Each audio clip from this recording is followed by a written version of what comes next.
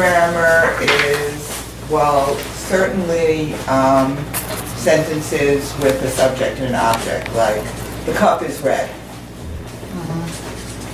The, and even an indirect object, the cup is on the chair.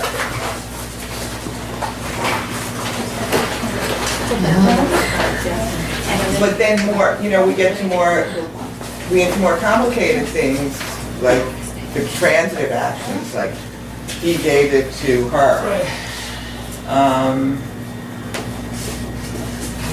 And then, but then also I wanted you to also address some situations that we see where we have children who, if we just listen to their spontaneous speech, so they're using they are using full sentences, and maybe they can even make up a whole story, but it's not really related to anything, and then when you demand responses from them, then you don't get a response. Right.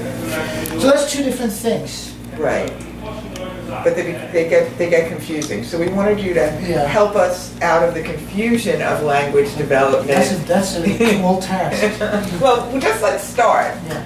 Well, I mean, first of all, I mean, as you just seen today, looking at the children we look at today, the vast differences in the sort of approaches we need to take. There's children are here for a reason, but the causes of those reasons are probably very different from child to child. So it's hard to give, actually it's not hard, you cannot give a specific pathway that will fit all the various kinds of difficulties. So the best I can do is to make you aware of considerations and aspects and theoretical rationales for doing things. Because each and every curriculum trajectory will vary. I mean, there will be lots of commonalities. Like you mentioned, you mentioned some of the most basic stuff like labels. But you can take something like labels and say, okay, now, what does that even mean to label something? Normally within a traditional intervention system, particularly within applied behavior analysis, labeling is basically a way of presenting a visual stimulus and prompting the child to name what they see. What is it? Or and so forth. So often it's also done in a manner that you're holding up one thing at a time and you ask the child what is it and so forth. And the child responds and you reinforce. And then we say, okay, now he's done with labels. You have to go on to something more advanced. But the fact of the matter is that it's not just that we're going from basic programs, categories such as labeling or identifying actions or prepositions, up to more advanced sort of skills. They go this way as well. I mean, labeling is not just about sitting and saying what you see. First of all, you have to bring in the social component into this, and that has to come the moment the child has the ability to in fact produce the sound that goes with that object. This is a block, this is a pen, and so forth. But the world almost never presents itself in a manner that is one thing at a time. And in this traditional teaching context, you are actually irrelevant to the teaching, because you can have a machine do that, or a computer screen do that. You just project an image, they say the name, project the next image. So you are irrelevant. So the most important thing when it comes to something like labeling is that you have to make yourself relevant. It has to be a social component. So labeling has to go from very automatic responding that we start with to conditions where the child has to track you and take you into consideration, such as where do you point? What are you attending to? And that goes into like tracking and eye direction. So if I'm saying, what is it? Okay, it's a pen. But if I'm saying, what's that? And the child can't track me, we have no business going down here. There's no business going down there. Don't go down here. What are you doing down here? Starting with sentences and grammar and all of that. We haven't even begun to untangle the more fundamental aspect of autism, which is the inability to have a joint attention and share perspectives. So we now have to take advantage of labeling and bring that into a social context by building that very gradually, such as, let's start with, make it easy for the child to see. You have two different objects and you point to it. You're not holding up one at a time anymore, but you have two objects on the table spread out, so they have to actually look at where your hand is oriented. Then it could be more subtle, so you can have a larger field and so forth. We have some programs that will help with that, such as SPI. So that's one of the reasons for the SPI. Track attend to what I'm attending to. And don't copy me directly. Do the same as you do with different kinds of material. Because if you're going to imitate me using my stuff, that doesn't always work because you can't eat my cookie. I ate it already. So they have to shift attention from what you're doing to their own material and copy. Now that's helping for a lot of things, including tracking someone's pointing. SPI becomes more broader over time, such as, what's this? What's that? Or find this one. Where they look at where you're moving and orienting, so you're working on tracking like that. So that's one of the social pieces. Eventually that should go down to eye directions. Hey, what's this?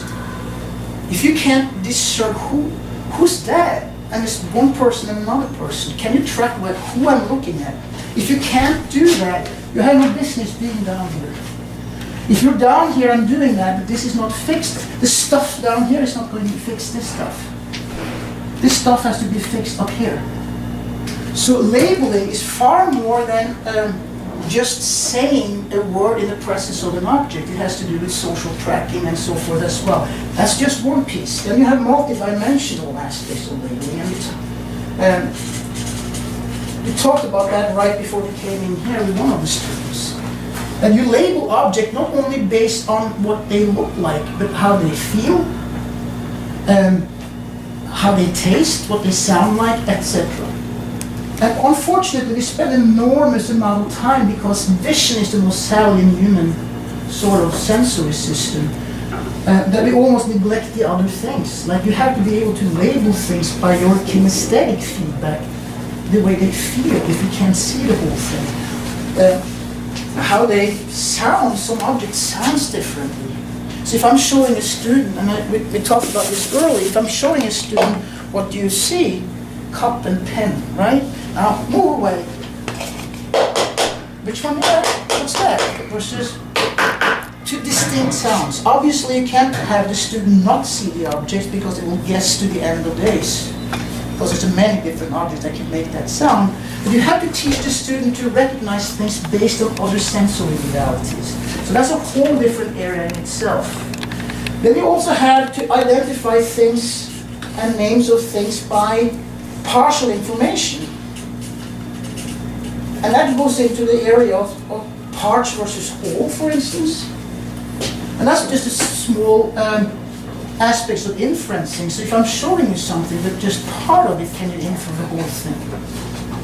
Right? So if I'm showing you a part of the house, not the whole house, do you know what I'm holding up? You know, I'm covering up the picture and so forth. So that's partial information. That's also then you have associations. Things tend to co-occur quite a bit, so they almost, and they overlap. So when it comes to labeling, there's many different sorts of categories we have to take into consideration. So that's just that. Now, and this is the easy part. This is the least populated problem we have. Once these things are sort of coming together, you're dealing with, okay, embed this within sentences. And there's a whole new host of problems that comes into play. Plural, singular. Which comes with morphemes such as plural s, comes with verbs such as is, are, and comes with articles. And just by introducing this sort of distinction, you're opening a can of worms in terms of cognitive complexity. For instance, the distinction between an article a and an versus the is very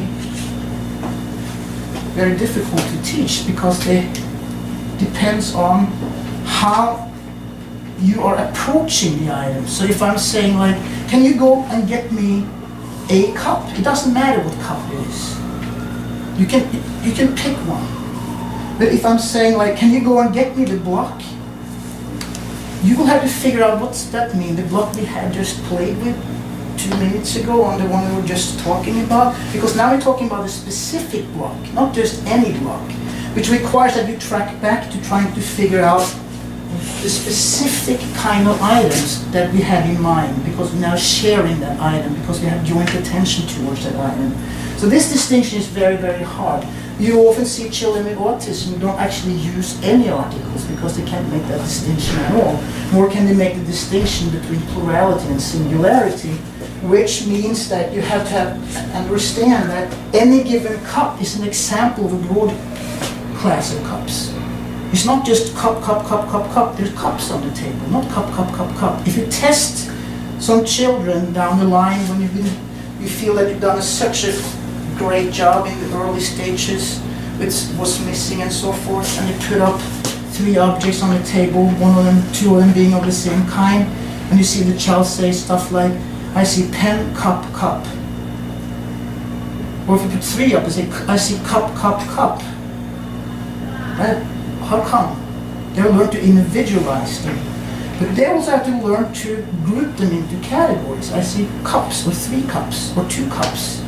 That doesn't come from basic label training. That has to be addressed as well. And this is one of the more fundamental aspects of grammar. Things come in singular or in classes. And when they come in classes, you often use plural S, and even if children are overusing it, because you have sheep, shrimp, and so forth. But now these days it's allowed to actually cheat on everything, so you can say sheeps and shrimps this day and no one will punish you, unfortunately. There used to be a time when I was punished. That is an R. And that's very complicated. Because if I say, what's white? The cups are white. Right? But if I'm saying the pen and the cup are white, right? So R sometimes go to combine objects that are not of the same class. Cups are, but cup and pen are also. So there's a lot of subtleties here that these kids aren't picking up from labeling. Then you have the whole area of actions. I mean, like you're talking about the building blocks of language. Action is horrible. And we can get nowhere where, in most of the cases, by using pictures of static, frozen people, they're not doing anything. The frozen images. Action is process. In traditional behavioral, at least, and then in other curricula as well, you will often see like the list of actions you have to teach, and it's like some like, I don't know, 15, 20, you know, like sit, run, walk, stand, eat, drink, sleep, and so forth. Just intransitive verbs, actions that don't take an object. But you hardly see things that are more complicated. Give, say, what about do? Well, that's a very salient verb, isn't it?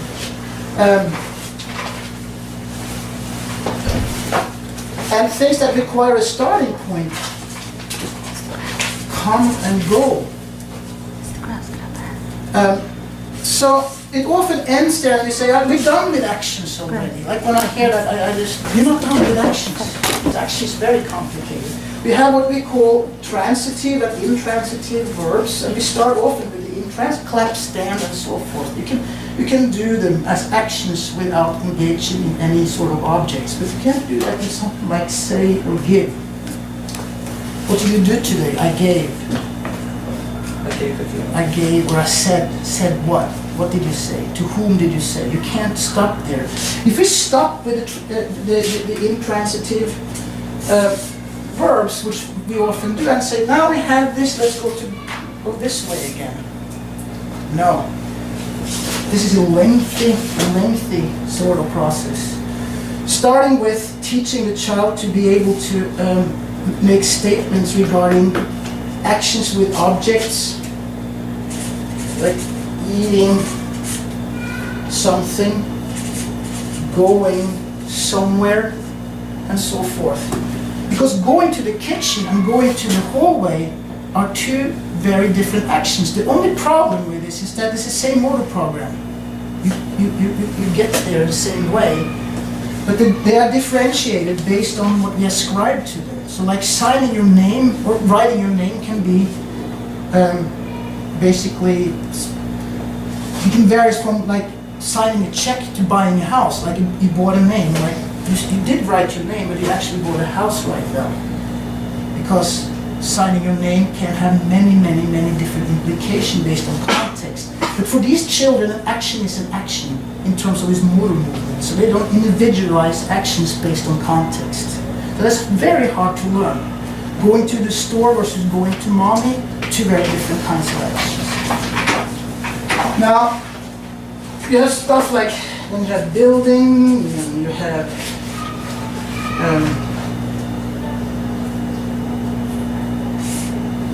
playing, and so forth. Now, most actions comes with prepositions, which is back to this, which is basically saying you've done the preposition because he has on, under, next to, behind, and in front, and probably a bonus if you have in as well. But there's a whole host of things with actions. With preposition to, from, with, at, etc. These words cannot be learned in an isolated manner the way you were teaching on, under, next to. They have to be taught often within the context of actions. So that puts a strain on how to teach this. You can't touch to, touch for, touch with. Again, and with has many different applications. You can put something with something, and you can eat with something. That's two very different kinds of things. Now, all these distinctions are very hard for children to learn. So when we start with the early stages and we start to teach actions, we get into transitive actions. We will have to start to address prepositions within that context as well. Giving to, going from, taking with you, putting with, and so forth. Obviously, that can't only be done in receptively. Then we have to start to use this expression expressively as well. Where did you put it? With the blocks. Who did you go with? With Sarah. So we have to start to make sure we are using these prepositions once these actions are emerging. Now, and that's just the beginning of actions. You have actions that are described by the outcome. So if I'm on my way leaving this room and you say, what are you doing? I'm saying, I'm going to the bathroom. What I'm doing is specifying my destination that hasn't yet happened. And that's what I call my present actions. Something in the future describing what I'm doing now. Getting the book, making a phone call, getting the cookies. There's no cookies here. Children with autism are stuck in the psychological present that is just right here. So if you stop them in the hallway and say, what are you doing? You'll be standing, or walking, or holding, or sitting. There's no waiting, or getting, or finding, or looking for, because these things are references to the future. So when it gets to actions, we at one point have to start to teach children to declare outcome of their activity as a way of designating their actions. Where are you going? What are you doing?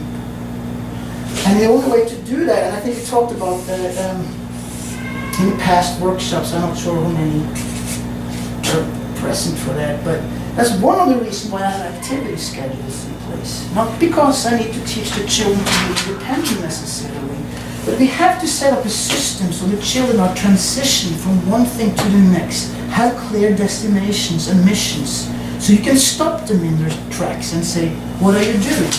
Going to the kitchen, getting Stein, putting away. Now, what they are labeling is not what they're doing, technically. They are not labeling what you're doing. Most of our language is not about what we are doing, but what we're going to do and what we did. Most of our psychological reality doesn't happen right in front of our eyes. It happens in the remote future or the past. And that's very hard for children to learn. We start to put in put another constraint on it, which is tenses. Actions in the present, what we call present progressive. Drawing, eating, drinking. Or going to drink, going to draw, looking for.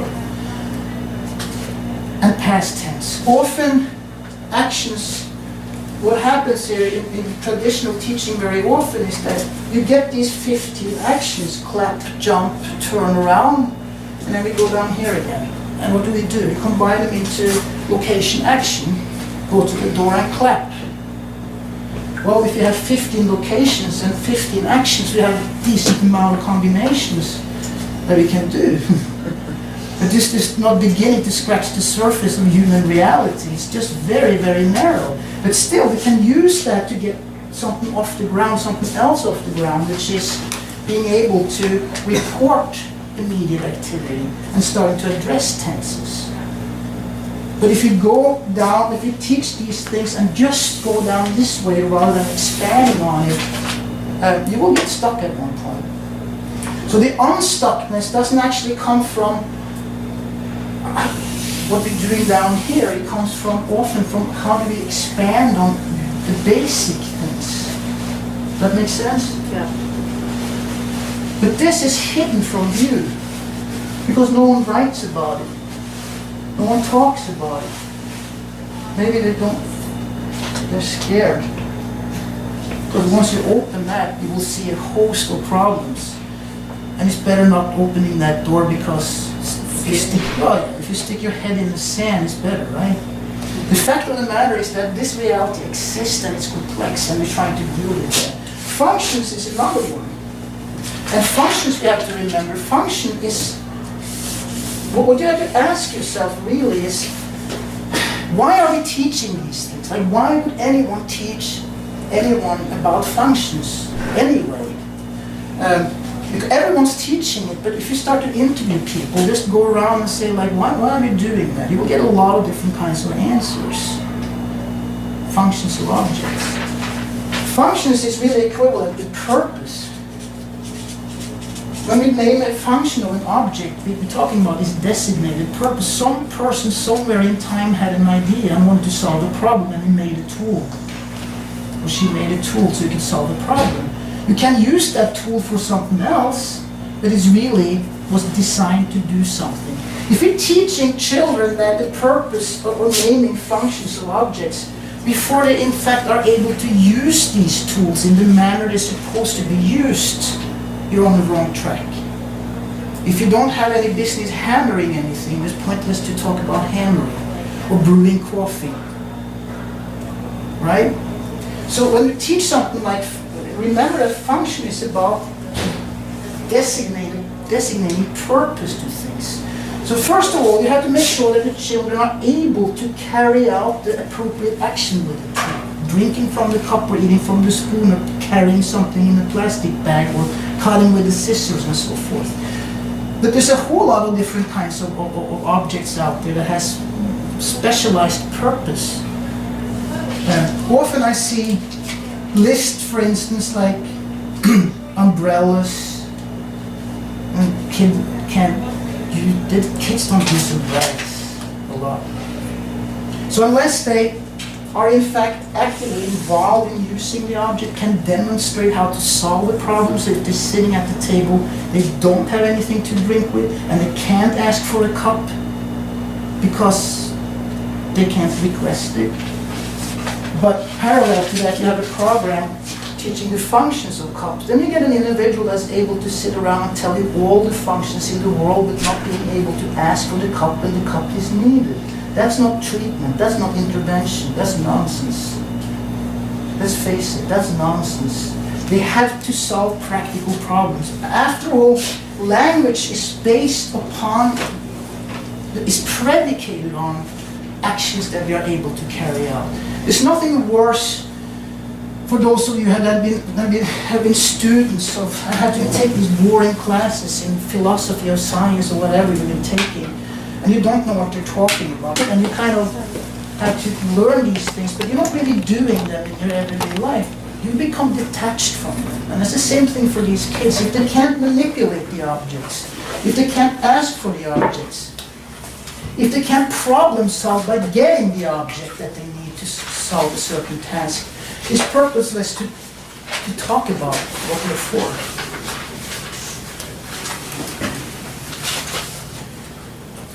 The question obviously goes on and on and on, but what are pronouns? You said that's one of the basic aspects. And that's certainly, what are they? How many do you have? A lot. They're possessive pronouns, personal pronouns, Yep, demonstrative pronouns, yep, reflexive. yep.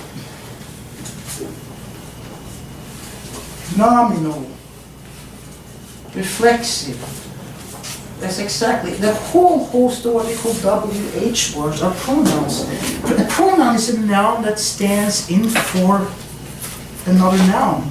So you don't say, who is it? Who stands in for the name? But it comes out in the question form. Who is it? That means like, blank is it? You fill in the blank because I'm using who, and your job is to find that word that goes in that slot. Often we see that children with autism are accused of not really processing these things. Like they don't understand the difference between who, what, where, when, and so forth, because they're not discriminating the WH words. But then you sit down with them and you say like, say who, say what, say where, so they clearly hear the difference. So they hear the difference between who, what, where, and so forth, but they still answer in completely arbitrary, who, where, what, when, and so forth. They mix them up. You know, what is it, who is it? That's a very common discrimination error.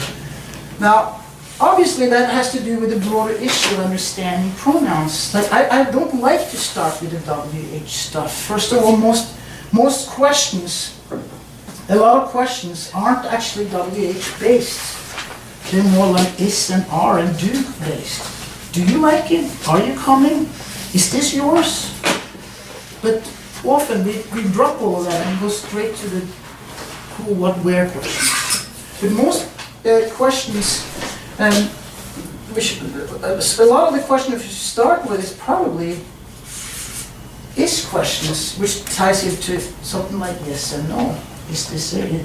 Or are you? Or am I? Am I? Now, for WH questions, if the child can't do basic pronouns such as understanding the concept of it, I don't think you will have any success with WH. So if I'm working with a child and say, what's that? It's a pencil. What's that? It's a cup. Can you give it to me? If the child can track that it refers to the last object we designated, which is what we refer to as a reflexive pronoun, I don't think they understand what pronouns as a category could potentially mean. Because you don't find its and whose and where's and what's out there among chairs, cats, tables, and so forth. They don't exist. These are abstractions. They don't exist in the external world at all. They just stand in for things. So if we can't teach the child simple reflexive pronouns, you will have a hard time with the WH. They will have to understand that the word it stands for something. Your job is to track what it stands for. So, what's that? It's a pencil. What is it for? What? What am I talking about? You have no problem understanding what I was talking about. Children with autism may not share that reference. That's one of the first things I'm teaching or looking at before I even go into the WH. Another big problem with the WH, of course, is that children are asked to just give abstract information based on abstract sort of questions. When do you go to the doctor? When do you sleep? When do you do this? When do you do that? What do you do when... We keep interviewing these kids about things that are completely not on their radar screen at all. And the same principle applies here. Let's not talk about things that you can't really do. So if you teach something like when, for instance, they have to be able to understand when as a condition. When I come back, you can have the cookie. When you're done, put your stuff away. When I stand up, you can have the token. When then starts to have a meaning, namely, it stipulates a condition for some action on your part, as opposed to when do you wear bathing suits, or when you use a towel, when we talk about things. But we don't even know if they know that we're using a towel, because often moms are using the towel on them, for them, so they're not aware of the fact that it's been applied towel to them, even. So we have to make sure that it actually is within the child's experiential realm. So teaching something like when has to be based on actual contingencies of learning. And that's the same thing with something like who as well.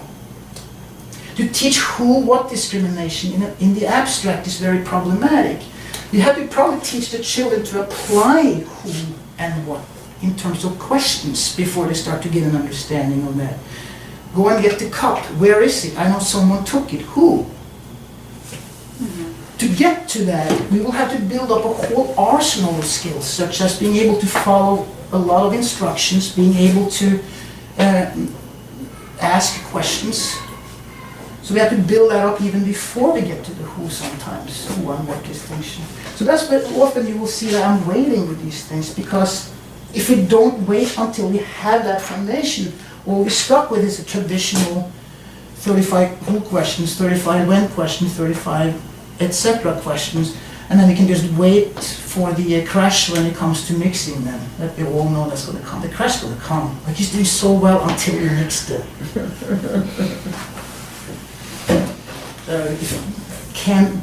It almost always happen. Because these, at that point, the WH, who, what, where have no conceptual home. They're not hooked onto anything. They don't represent anything the same way that it doesn't represent anything. So that's a whole area, obviously, that also ties into to grammar, but it has a conceptual basis. Now, often I do that in the context of what, who discrimination in some early stages of personal pronouns. I have a cup, I have a spoon, who has a spoon, what do I have? That's an inroad. It only has so much utility, but you can use it. But it's almost worthless unless we can also arrange contingencies so that the child is using who and what question to improve their own condition, their own life, solve their own problems. So even if you get to these things and we haven't been able to teach the child to ask questions because they lack things such as say versus do, so we can't even prompt the question. This will be hanging there as an appendix skill that can't be used until we solve these things. That makes sense? It's awful, right? Awfully complicated.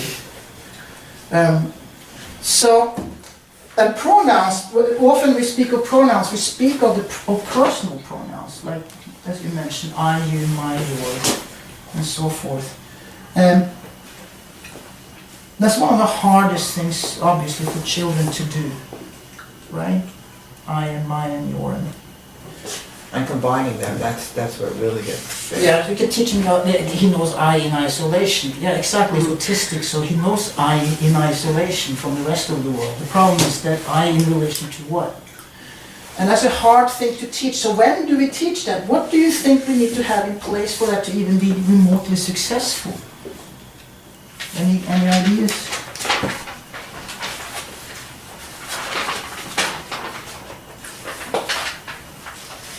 What does it take? What does it take to actually get it right? I have a pen, you don't. Well, I think you have to have a little bit of an understanding of questions, that actually something is being asked of you. You have to be able to follow instructions if you're going to be teaching receptive, because Right. you have to, touch mine, you have to be able to follow that. Right. Reciprocals? Yeah. Follow the instructions. What is joint attention? What is joint attention? Sharing an attention with another person, sharing one point of interest with another person. So we talked about tracking, right? Right. If the child can't track your whereabouts, your attentional field, this is going to be very hard. So tracking comes very early. We have to start with that very early, shifting attention and following my attentional field. So that's one. Yeah, joint attention is very important. Joint attention means that we have the same focal point at the same time, and that you know that we do, which is the second criterion. I know that you're looking at the same thing as I do. Again, joint attention often is rudimentary. We can get the child to track you and being accurate in labeling what you see and pointing to, or where your eye gaze is, without knowing that they know they do.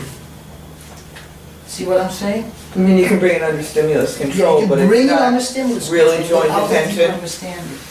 And that's actually the only hope we have, is that everything we do doesn't have a full-fledged intentionality, just partial, piecemeal. And that's the best we can do. So if you can get joint attention, if you can get something like conditional discrimination, taking one cue into consideration, more than one cue into consideration, blue cup, red shoe. Not just shoe, it has to be red, by the way. And not just the cup, but the cup that's on the chair, by the way, that conditional discrimination. You have hope that you can get some of the early stages of pronouns. You have joint attention, you can shift quickly, and you have conditional discrimination. Now, often, and that's underestimated, you need sustained attention. The ability to sustain attention. You don't have to do that in labeling. Pen, cup, shoe, no sustained attention. But sustained attention to task means that I know what I'm doing right now, and I know what to go to next, and I'm not going to do the same thing twice because I've done that already. So TPSM and these sort of things is sequential responding, where the student is staying on task, one task that has multiple components, and they're able to identify where in the process they are, not repeat the step they're on, and go to the immediate next step as opposed to skipping arbitrarily into that sequence. And you see that's the same thing with block building. That's another reason why you have block building, sustained attention, and we talked about that earlier today. One of the students could track the 3 first blocks, but then it started to fall apart. Because the sustained attention back and forth, 3 switches, but then they start to disintegrate. To get pronouns right, you have to really sustain attention. You have to have an attention span that exceeds basic labeling. You need conditional discrimination, and you need something like joint attention. Then you might find a child that might have problems with block building, but pronouns might not be a problem. That's exactly right. You will find children that, and particularly like spatial, because spatial and you It's can not all about sustaining attention. No, I'm sorry, There's a lot more than- it's an ingredient. Yeah. The thing is, if the child cannot have sustained attention to basic block building, they might get the early stages of this, those pronouns, but the moment you go to the next step, switching speakers and so forth, you will see a breakdown. So if I'm holding up a picture of me and say, who is it? And this child says you, and then you ask, now it's Stein. Because now you have to switch from you have to take who is speaking into consideration, you have to switch again. If you struggle with basic stuff, not necessarily block building, it could be any sequence. If you struggle with things like TPSM or patterning, you also probably struggles with these things. Now you can well have specific breakdowns in children's abilities, such as spatial ability. For instance, within syndromes like Williams syndromes, you often see children struggle with spatial relations like prepositions and so forth, but can be highly social. They seem to have a selective breakdown in spatial ability, while social ability is actually overly developed. To get to pronouns, things like SPI, shifting attention, TPSM, block building, conditional discrimination, and so forth, blocked attention, are important to have in place before we start these things. Often, so you have to always think, like every single thing we do have a reason and a cause. The program we're doing today, right now, has a purpose beyond itself. And very often you see lists of programs, like let's go to functions. Because I think he went to functions, and Stein sometimes goes to functions. I think he goes to functions after this. So what I'm trying to do is, like, let's always ask the question, like, what does it take to do this? What are we doing when we are engaging in describing functions of objects? Or what are we doing when we are trying to track pronouns? Because these questions will lead you to the answer. It will lead you to an analytic way of looking at the problems really are. Because all of these, every surface phenomenon, such as, take something like labeling. When a little newborn child starts to move around, and at one point you start to look at your hands and your eye direction and so forth, at one point they're starting to recognize what word means. And that transition is often like, you see it is very stark once it happens, because they were a newborn and now they do that. And you realize, how did they pick that up? Well, I didn't really teach this. You just point to things and look at things, and you say objects, names in the presence, and somehow they sort that all out because they have an inborn capacity, they have a bias towards learning. One of these biases is what we call the whole object assumption. So if I'm looking at an object or manipulating an object and say a name, they assume, by the way their nervous system is built, that the word goes with the entire object, not one of its parts, not the color, not where it is. They assume it goes with the whole object. That's not the case for our children. If you point to something and say water bottle, that can mean a green thing here, it could mean this thing here, it could mean that there's two of them. They don't have that capacity. Secondly, they have, typical children have also inborn capacity such as whole object assumption plus taxonomy, that the object extend to objects that are similar looking, not something that goes with it, such as a spoon. The word spoon doesn't transfer to fork. The word spoon doesn't transfer to cereal, even if they automatically happen and co-occur often. They automatically believe it goes to objects of the same kind. Children with autism doesn't have that either, because they have a hard time with what we call stimulus generalization, seeing things that say will be the same kind of thing. So again, even every single aspect of what we do, if you start to pull underneath, there's a system of more fine-grained skills. All of them are lacking in autism. All of them. Some kids have, you might find different configuration of that. For instance, some children diagnosed with autism in fact has these things, but they have other holes. So if you look at autism as a syndrome in the abstract, what's wrong with autism? Pretty much everything. Pretty much every single aspect, so that you take for granted, because you don't have to worry about it. Stimulus over selectivity, the bias towards learning, the ability to see things as connected, the ability to make inference. We talked about that earlier in the What's Missing program. You often teach children to label objects on the table. You cover them up and you take something away and you say what's missing. If I did that with you, you would say, okay, he probably took something away, right? The cup didn't just decide to pick me and has left the table. It didn't happen by magic. Children with autism may not necessarily have that idea that since something is missing, someone must have moved it. So if you ask like what happened, they won't be able to describe or make that inference. You took the cup away, someone took the cup. They just look at the world like in one instance, and then you have a different scenario, and they are unable to really figure out what could have happened in between. And you often see that with children with autism, that they have a very hard time understanding the mechanics of everything. Prepositions, of course, is very hard. They lack the foundational understanding of that as well. For if you take just a simple preposition on, which is defined by three features: contact with, above, and supported by. So the cup is on the table. It's above the table, it has contact with the table, and it's supported by the table. So they learn that this is on. But what does that have to do with the picture is on the wall, lacking one of these features, or mommy being on her way, or the light wasn't turned on yet?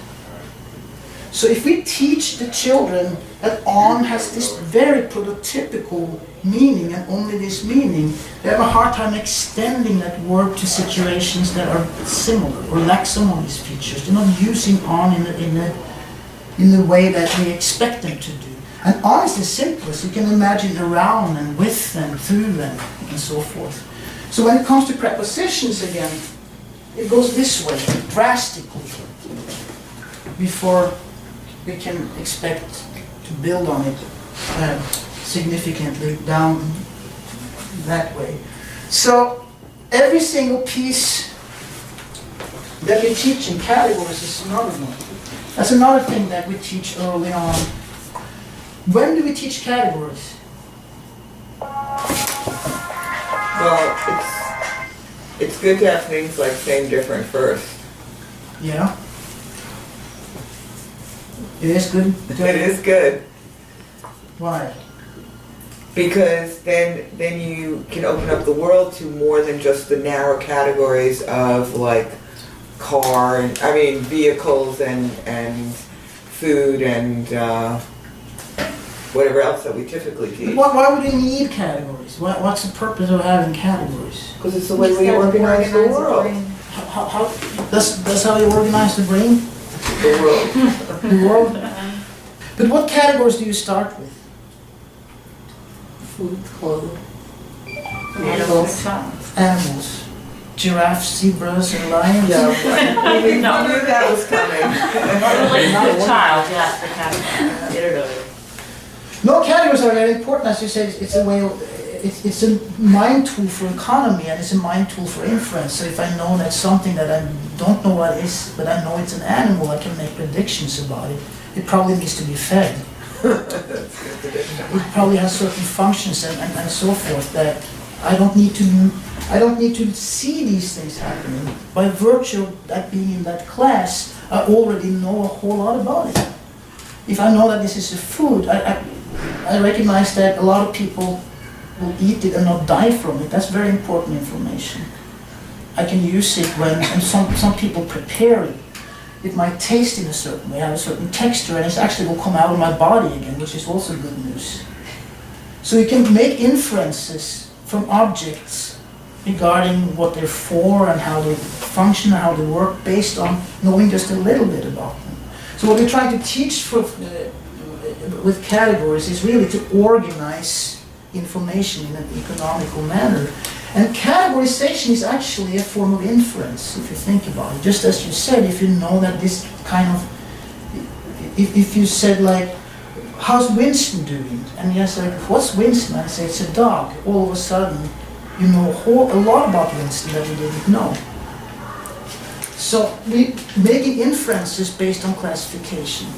Now, children with autism often learn they might be able to learn categories, but not being able to make any inferences from them. So often, categories sits there as his own sort of WH category. You know, like, what's a lion? An animal. What's a zebra? An animal. And they list these things, but they don't know what it means, and they can't use it for any purpose. So while categories are important, we have to be careful so we not drive them into the wilderness. I often recommend that we should start with different kind. Food is a fine category because all children eat. But most categories are actually not specific, concrete classes like jewelry, vehicles, tools, and furniture, which none of the above children have particular interest in, or it doesn't concern them. Kids' categories are different. Kids' categories are things like things that you write with, or things that you use when you eat, things that you put in your cubby, things that mommy does for you. I used for instead of with, but that's my history. Things you play with. So often we should go to categories, just the same principle as functions, that unless they are in fact using these items in a specific routine, in a specific setting, it's purposeless to teach that. Helicopters, choo-choo trains, they like a lot of kids with autism because they're linked together in a long sequence, and that's predictable. But there's a lot of sort of animals and so forth. It's not critical that they learn. I'm not saying you shouldn't teach lions. Lions are there, they're there to stay. But when we start to make these categories, we should think probably a little bit different. Right. To be functional. Yes. What we call ad hoc categories. We can't help with categories. Right. Things you shouldn't do in a meeting is an ad hoc category. You know, things you shouldn't do in a meeting is like keep your telephone on. That's an example of that. So we make up categories all the time, and they're made up on the fly, and we can help doing that. So if we are to use categorization as a tool for thinking, as a tool for inference, we might have to think differently about that. Because you always end up with a problem unless you think like that they have this, and that, but it's stagnant, it's stale, it's stuck, there's WH discrimination, there's canned phrases, there's no variability in their grammar, they can't use the sentences in any other context that when you taught it. And the answer to those questions lies here. That's why often when you see some children struggle with language, and we go back and say, let's teach sustained attention to task, flexible shift of attention, searching, scanning, and so forth. And then go back again to some of the language programs. Like it was a beautiful example this afternoon with Shimon. Mm-hmm. That you scale back and you're teaching a lot of these basic skills, and this language is coming along really nicely. So sometimes we, instead of just trying to treat the symptoms, the problems you see here are symptoms of some underlying problems that we have to address at a different level. That makes sense? Can I ask you to discuss just a little, we're sort of running low on time, but as long as we're going to this expansion thing. Yes. The way we use the early matching programs Yes. to work on language, specifically some of the things that like non-identical matching and sorting, how that later supports language development? Yeah, I mean, again, I don't look at language as it's like, normally, traditionally, the human mind is compartmental into such as language, cognition, right? So there's a language module, there's a cognitive module, there's a visual, perceptual module, and so forth. And then you have experts in language that are looking at language in isolation from broader cognitive concerns. I don't believe in that model. I believe that, in fact, language is a unique human capacity, but it's piggybacking on a very sophisticated cognitive structure that we have. So to teach language, we have to, in fact, look at more broader aspects of cognition. If you are able to make abstractions, learning colors and big and little and so forth, talking about things that are actually physically, you know that colors aren't out there in the real world. There's no colors in the world. It's only wavelengths.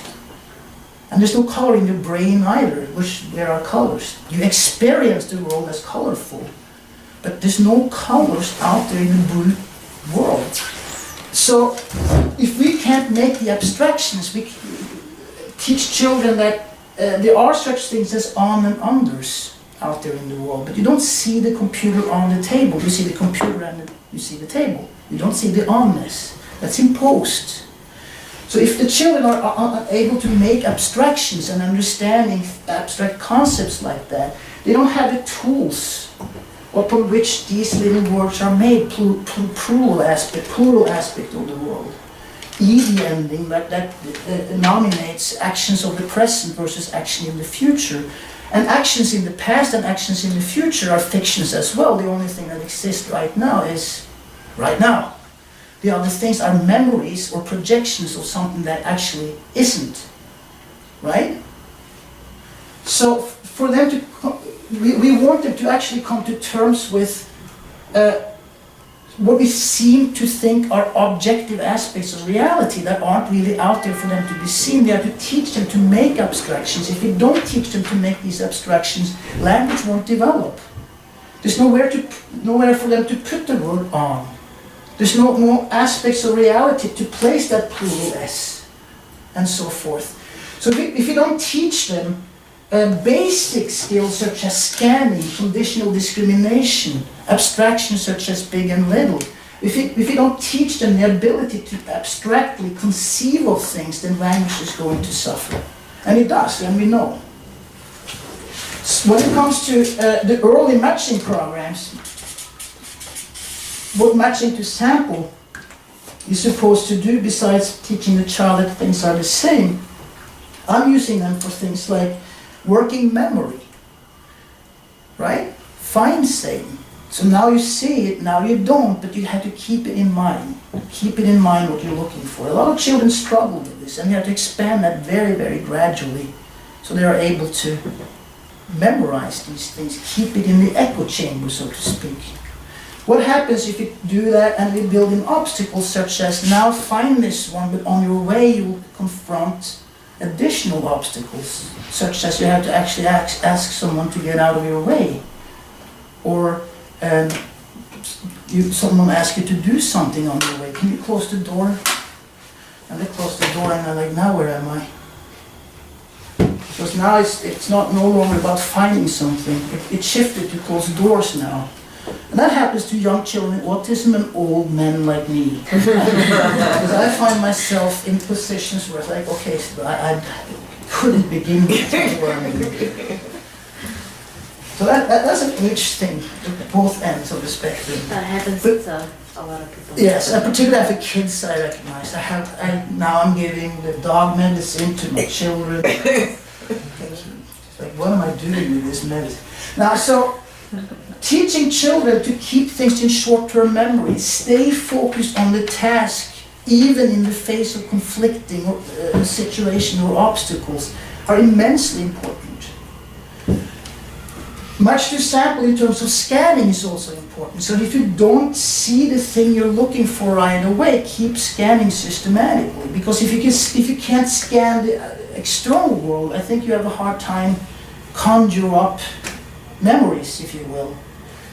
Because you don't have the sustained attention enough to stay with the task. Keep thinking, keep looking. So that's very important. I mean, you see us spending a lot of time early on with these tasks, teaching children, can you find the cup and the pictures are upside down, you have to like turn them and then hand it to you, or look in the book, keep looking, and while you're looking, here's a jelly bean, can you chew on that while you're looking for it, or is that impossible? No. Right? You have to do that. You have to go beyond the traditional stuff, because this teaching children to label things when they see the stimulus right in front of their eyes is just a beginning. These things are teaching children to systematically scan, move things, remember what they're looking for. And I often expand that into to multiple steps.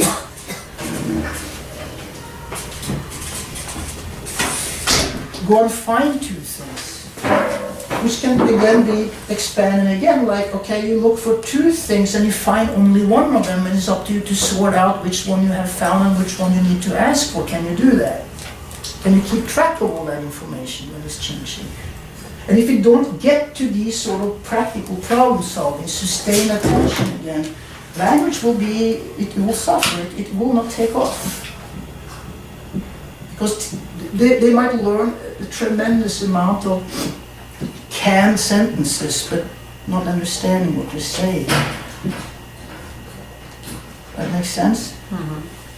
So like, to me, the way I'm looking at it, a lot of the answer lies in the early stages. And often you're eager to move on, I understand. Just, let's go to the higher level stuff. But we have a process of what we call cumulative disfluency. If this isn't so fluent, you start to do something a little bit more complex that becomes even less fluent. And at one point, it just grinds to a halt, and very often, in conjunction with grinding to a halt, you will often get unwillingness to participate in training and objections and behavioral problems. You have to invite the behavior analyst to come in and repair the damage you caused the child. And we have to avoid these things at all costs. We don't have any hurry here.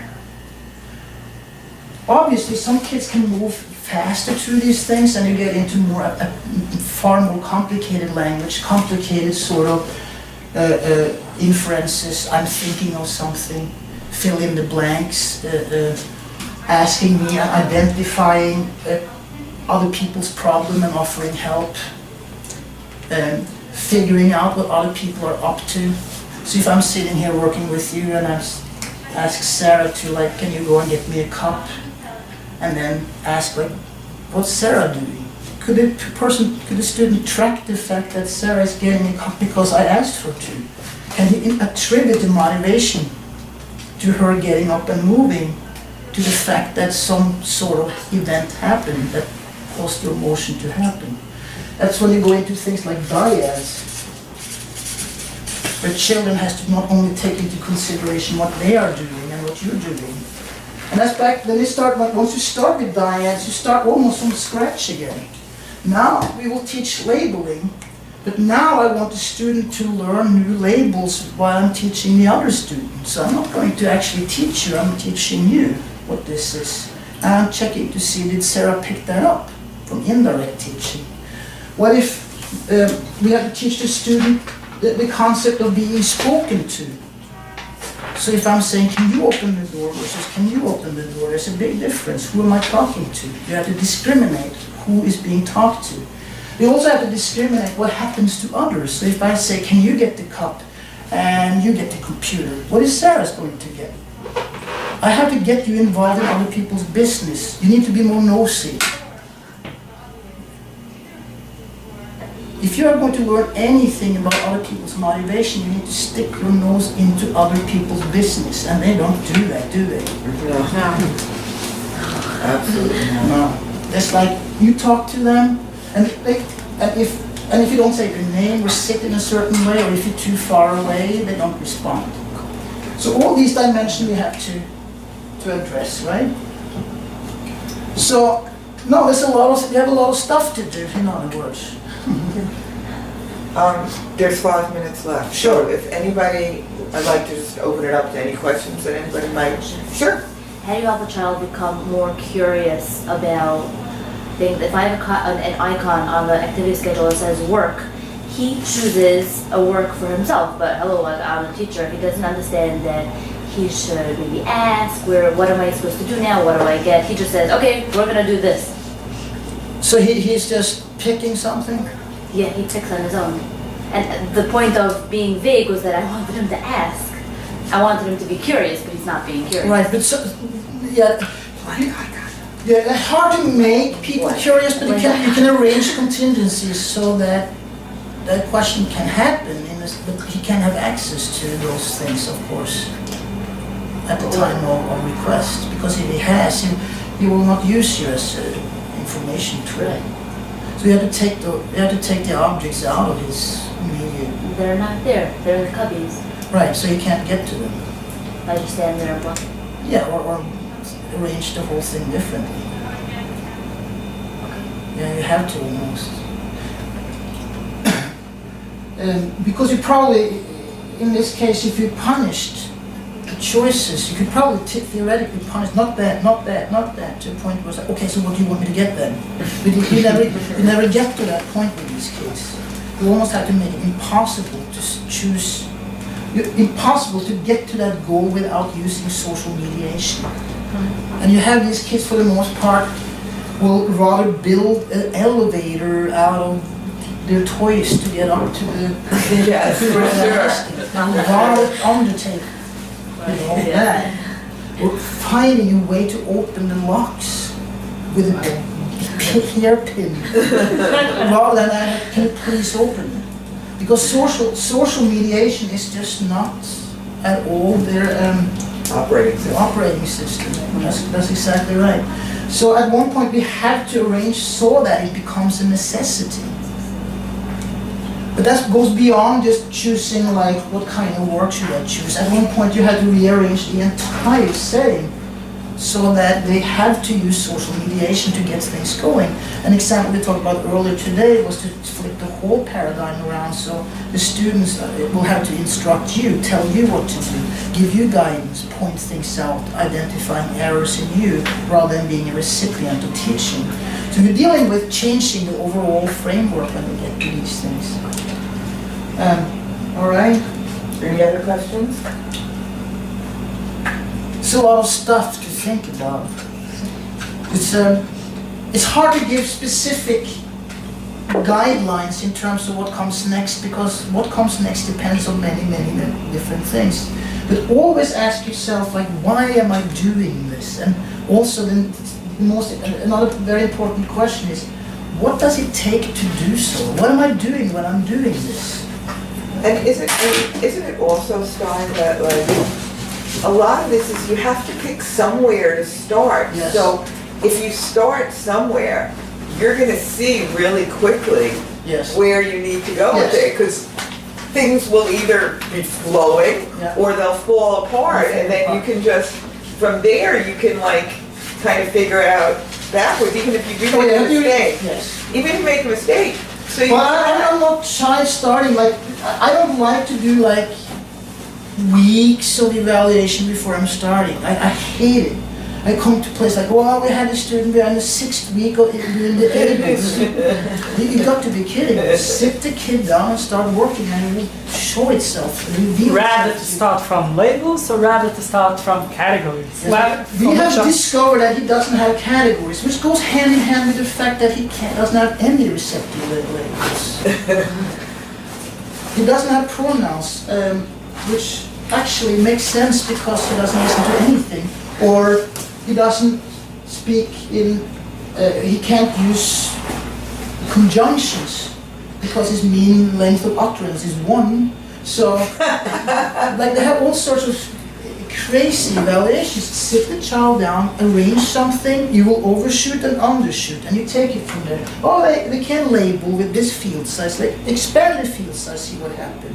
What if they have to retrieve it from a distance, will it fall apart then? What if they have to find it in the book? What happens then? And at one point you will see where the problems are, and then you fix it when they encounter it.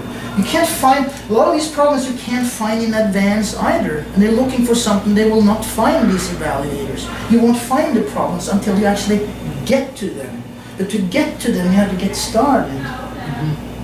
So don't be afraid of getting started. You know, you will see there's a breakdown in 2-step direction, there's a breakdown in you will find those breakdowns. Yeah, Yeah, okay. eye contact. Yes. We have a student now that makes hardly any eye contact. We are making some progress with him. Major but progress. Yes. How did you make progress? What did you do? Shaping behavior, we shape behavior for the eye contact. How? Without making it rule governed, we didn't give him any reinforcement. Anything that he wanted, he didn't get until he reached that target for whatever we had for eye contact. And it's made such a big difference so far. So you're just holding back reinforcement until it looks up. That's a good... or blocking his exit until he. does. That was one of the Yeah. goals. When did you start with that procedure? 2-3 weeks ago. Has it made an impact already? Yes, definitely did. So why wouldn't you sit down and say, look at me instead? That makes it rule governed. Yeah? When I tried that in the Being beginning, demanded to look I at it. tried that in the beginning and I said, look at me. He had no idea what to do. Don't they start that with a, like And it's hard to prompt, first of all, it's very hard to prompt eyeballs. Look at it. Look at me. Oh, wait a minute, I have to look at you. That was There you go. Because they're amazing, you know, how they can actually not look at you. They're very good at not looking at you. Right. But again, you have to give people reasons. They don't have any reasons to look at people. You do that you just can't help doing it. You do that. The reasons you're giving is like, okay, something won't happen. You can't progress, or you're not obtaining certain things that behooves you unless you do that. And that's much better than sitting down and practicing. Look at me. Look at me. Like, okay, they can look at you when you say look at me, but that's not how people, for the most part, use eye contact. You have to take that down the line to teach. As I said, tracking can go into eye direction down the line. You can reinforce the student for detecting what you're looking at, so they have to That's a look cool at your eyes. So like, what am I looking at? What am I looking at? And normally, if you teach that following people's eye direction can be beneficial, if not for other reasons than jelly beans are coming, at least that's progress. Because you can establish a habit that, you know what, look at people's eyes, because normally things that behooves you might follow. And that's the only sort of strategy you have if there's no intrinsic desire to look. So your strategy, right on. That was a good quality strategy. I think you're the clear.